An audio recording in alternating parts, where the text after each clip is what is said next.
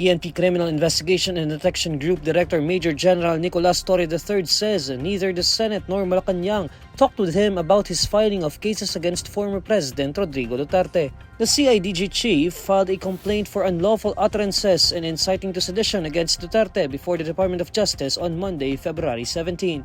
Torre based his charges on the former president's quip about killing 15 senators and setting off a bomb to make way for Partido Demokratiko Pilipino bets. In a media briefing on Tuesday, February 18, Torre was pressed about whether or not the Senate and Malacañang talked with him about cases. Torre answers that there were no discussions. Hindi namin kailangan ng Senado, hindi namin kailangan ng Malacañang dito para ma-file ang kaso. I don't think that Malacañang should get involved in this. Dahil ito naman ay pure law enforcement. Ang police ay law enforcer eh. So may nakikita tayong violation of law. For Torre, it would be a shame for the PNP if they didn't file a case when there is clear violation. I'll be remiss kung hindi ako mag-file ng kaso at ibang tao mag-file ng kaso nito.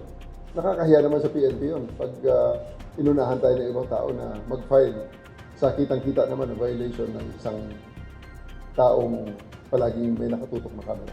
Torre notes that senators are free to also file cases against Duterte for his remarks. He adds that the police unit will welcome and entertain them if senators will do so.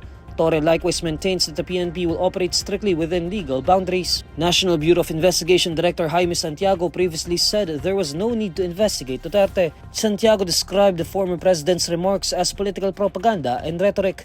However, Torre emphasizes that the PNP-CIDG acted based on its own findings.